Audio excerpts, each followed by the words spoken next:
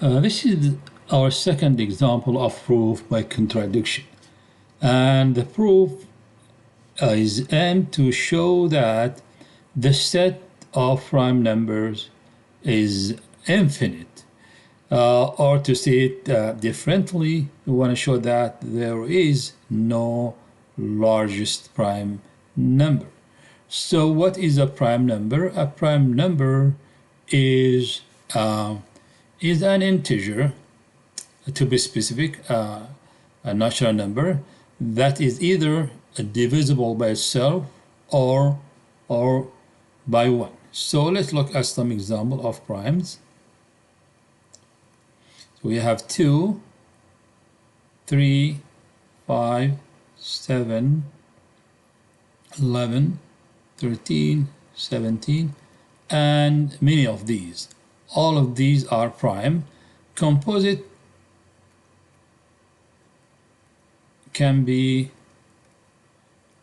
4, 6, 8, 9, 10, 12, and so on. So as you can see here, if you take 2, the only thing that can divide 2, which is greater than 1, is only 2 itself, without remainder. That's what we mean. We are not talking about fraction. It's only 2. When we divide 2 by 2, we just get 1.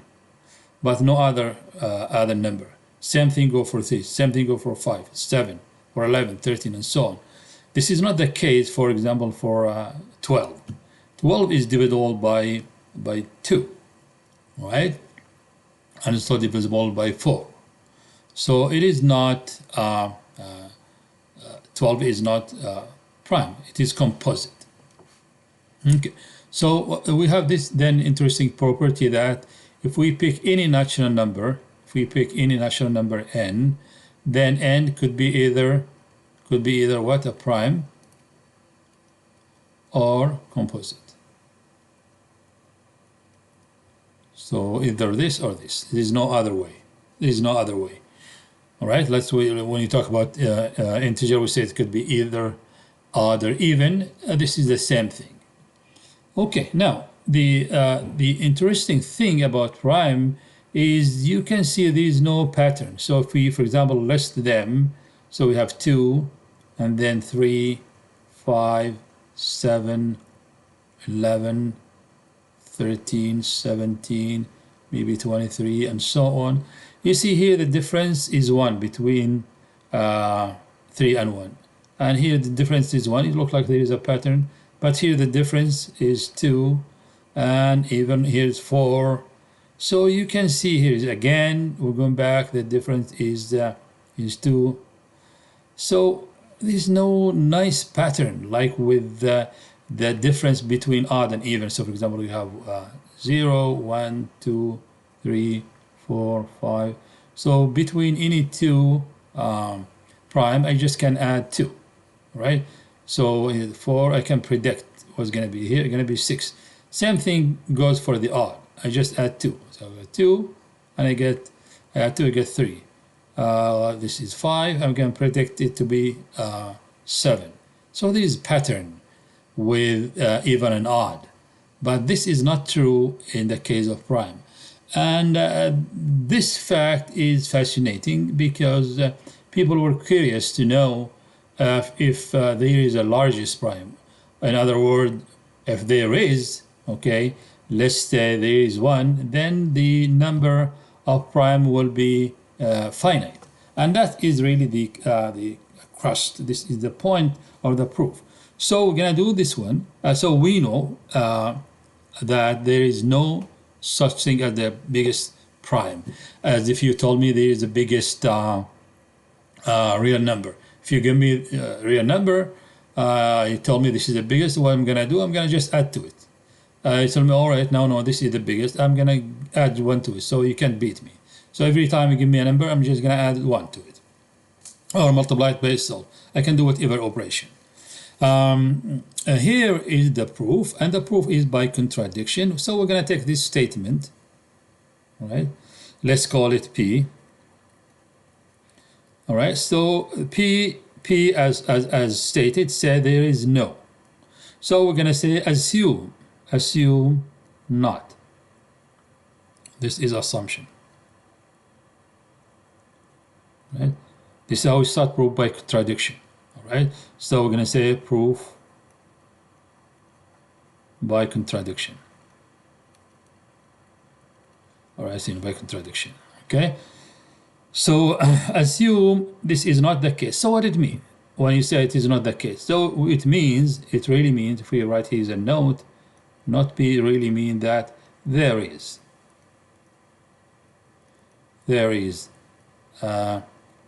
biggest prime.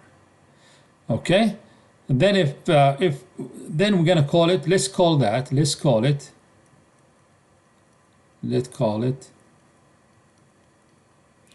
Pn. So what we have here, this is P1, 2, this is P2, the second prime, P3, and so on. Let's say we have a lot here. We have here Pm, and down here in the very end, we have Pn. This is our biggest prime. Okay. Okay, then what we will do, we're gonna construct R, right? I'm gonna build R.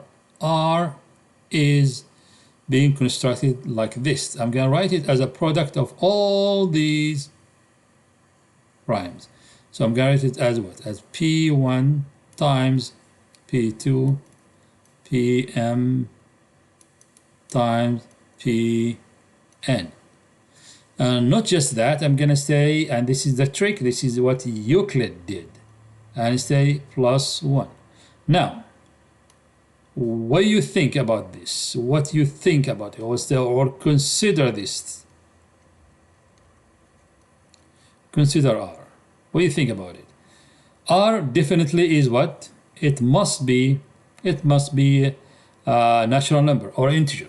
Okay, it must be an integer. Why? Because the product, this is the multiplication of integer is integer. Integer plus 1 is integer. So for sure, it must be some natural number. Okay, it must be some natural number.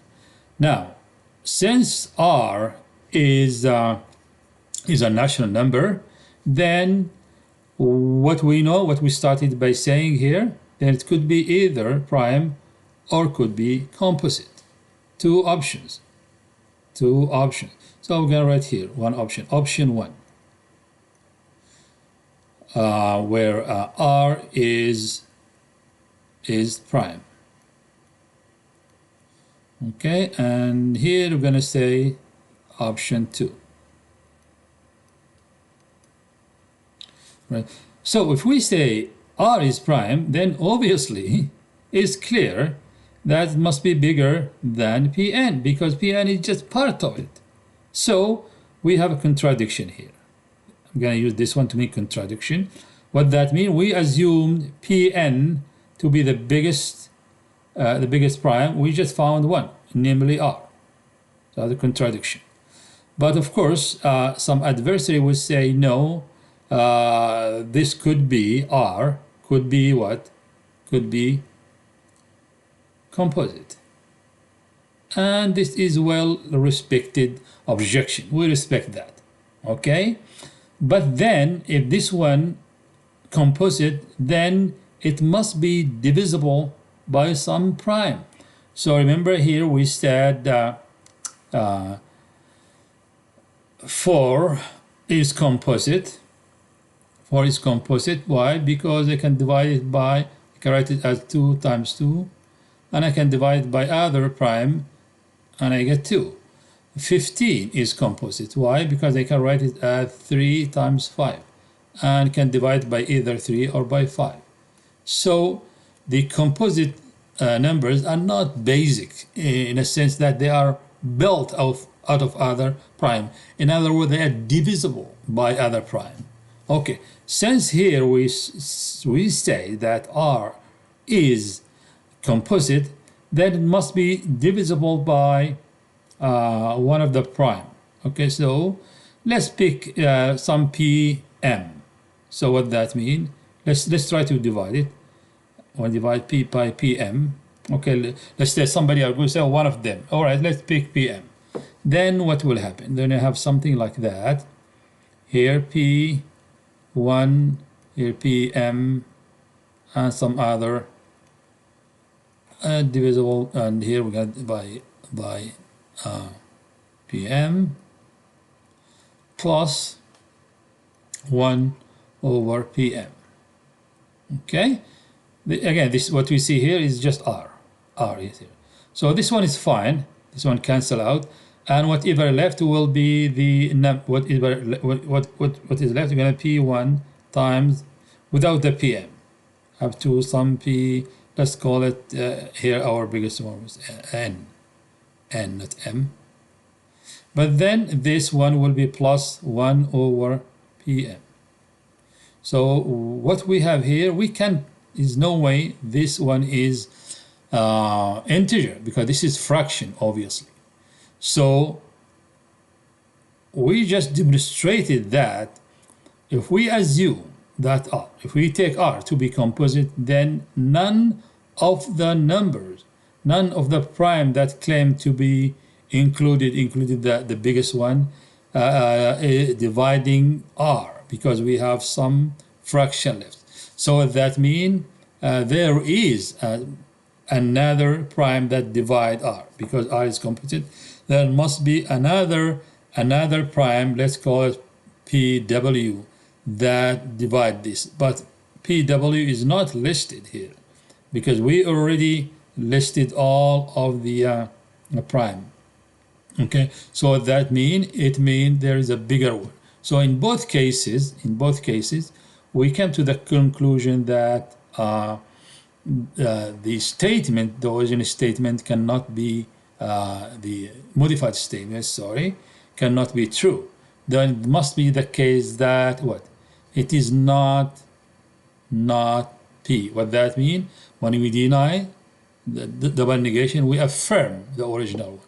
And the original statement is there is no largest prime. Last time we proved this proposition. We proved that if n is odd, then n squared is odd. Okay, and we also proved that if n squared is odd, then n is odd. So when we have a proof in this format, in this way, then we can combine that and we can say n is odd if and only if n squared is odd. Okay? So this is an example of biconditional. So instead of having when somebody give us a statement of this format, okay, if n is integer, then n is odd if and only if, sometimes we write it, this is for short, is odd. This is the same way as stating one conditional and then another. So what is important in the term of a proof, if somebody give us some proposition of this form, so we need to do both proof. We need to prove the only part, the only if, right? We need to prove the only if, which is really this, if P then Q, and then plus we need to prove the if part, and the if part is if Q then P. And we do these by using direct proof. What that means? We assume P and we arrive at Q, and the other part of the biconditional, we assume Q and then we arrive at P. We have done that in class.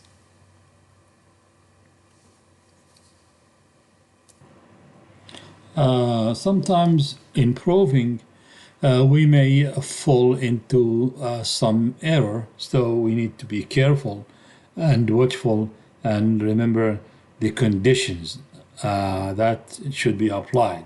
So this is an example of a wrong proof, and this proof claimed to show that 1 is equal to 2. and the only beginning that, or the only assertion we need to start with is a equal to b. So assume a equal to b, okay, which is nothing wrong with it.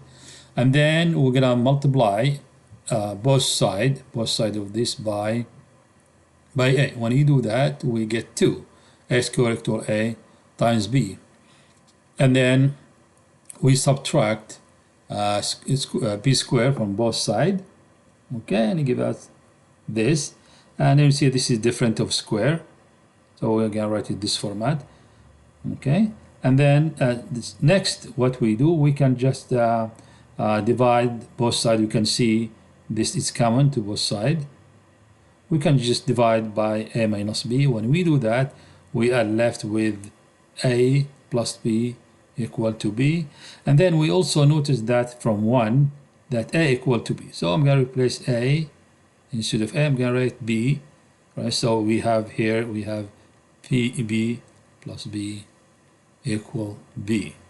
All right, so I have this now. I have 2b equal b.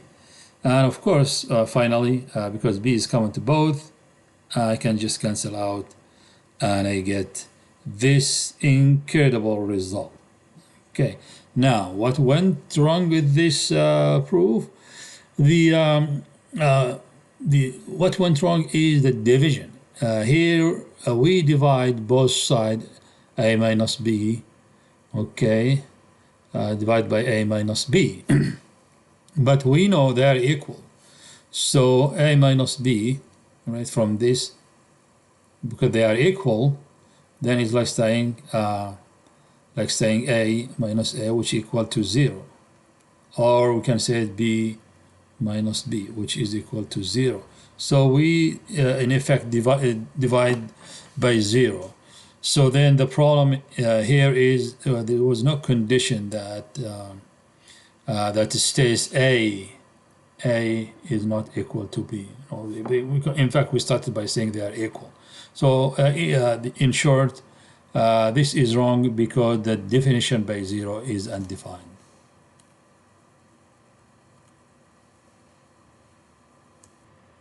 Moving on to a new section in the book, section 1.8, proof strategies. So we're going to see different strategies in addition to the one we have covered. We're going to give example on each one. One proof is a constructive proof, non-constructive proof, proof of uniqueness, and so on. Okay, let's begin.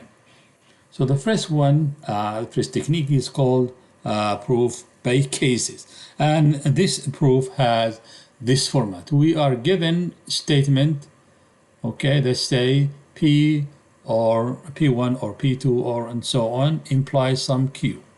And then how we prove this, we need to show that each of these led to Q. What that means? I need to start by saying P, and then I need to arrive, in order to prove the whole thing, I need to show, okay, that's gonna lead to Q. And also this is one case. Okay, this is case 1, C1. Case 2, I need to start by assuming P2, and I must arrive at Q. I keep doing this until also Pn. I'm going to do Pn, and I need to arrive at Q. So what that means, all led to Q, all roads led to Rome. So this is our Rome here. So everything has to lead to this one. If we succeed in doing that, then we just established whatever statement as a theorem. Okay, so if we have only two propositions, A and B, right? So, and we establish this, then in order to arrive at the conclusion, we're going to say therefore C, I need to assume A. So you can see here, put some textbook use this brackets to show this is assumption.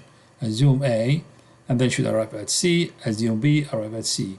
Okay, if I get that, then I can claim C follow. And some also natural deduction, this is called the introduction of the, this is the disjunct elimination. So you can see it here. So disjunct elimination. So what that means, if I start with A or B, then I eliminate this by arriving at C, just to know what it means, because as is some books, they use this simple. But in any case, so what is really important, if somebody give me something of this form, I need to start with one of the conjunct and then arrive at C, and there's the second, and so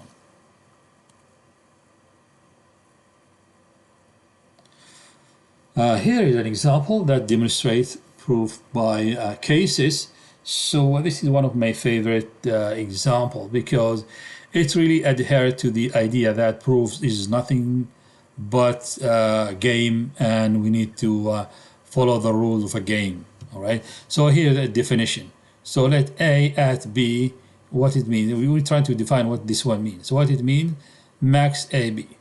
So when you give me something A at B, this means that you find the maximum. So the maximum of the two, A, if A is greater than B, otherwise it will be just B. Very straightforward thing. Okay, so this is the definition. And what we need to show here, we need to show this for any ABC. What that means, I can put the parentheses anytime, or this operation is associative. Okay, so I can put the parentheses anywhere, it doesn't matter. Okay, so the very first thing that we notice here is that we have many cases. How many cases we have? We have 6 cases. What that means, I could have started with A, all right? I could start A, B, C. I could have started with A, C, B, and so on. So you can see are the cases here, right? There are 6 possibilities that can be, all right? So we want to show each and every one of them. For our purpose here, we're gonna show this one, okay? But the rest are similar. But the point here is, if I want to show this, I need to show all of these, all right? But we're gonna leave the rest as homework. We're gonna do this one. Okay, let's go ahead and prove that. So case 1, right? So we're gonna assume that A is greater than B and B greater than C. So since A is greater than B, this is a given, this is a premise, and also this is A is greater than C, because by the transitivity of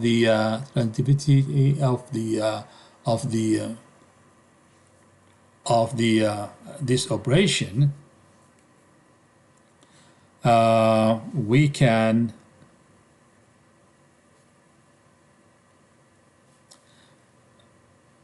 so we have also A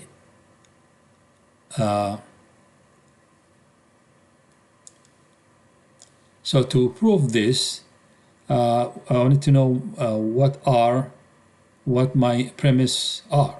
So the first premise is says that A at B is A. Why? Because A is greater than B. And the second, A at C is A, because A is greater than B and B greater than C. Then we know it's A greater than C. So, and also B is greater than C. Okay, so we're gonna start from this, right? And this is our beginning, and this is our goal. So if we can arrive at this, then we just succeeded. Okay, let's see what happened. So we're gonna use 1 and 4. So from here, what we have, what 1 says, we can replace this by A. This is what we did in 4 here. So we end up with AC. So far, so good. Then what next? Then we have AC. Why? Because AC is equal to A. We just write it here. What next? We have AB. This is equal AB. Why? Because A equal many things, but we're gonna take this. We're gonna take this one. All right. So we have AB. And what next? This lead to what? This is equal to this is led to, so instead of B, I'm gonna write is equal. What is equal? This one, BC. I just write it here. But this one really just equal to the right hand side, this part, the goal. All right, so this is, in short, you can write it this way. So this is one case. As I say, why I like this example, because you know, just look, you're doing something that it doesn't have really significance. But what is the important is we follow the rule. Remember, proof is about following rules. That all matters. Following the rules. As long as no contradiction, we are fine. Okay. So what that means, I'm not doing anything that is contradictory here. I'm fine. Okay, so in order to complete it, we need to use do the same thing with the other cases, other 5 cases, which I'm not gonna do, and I hope everyone should be able to do.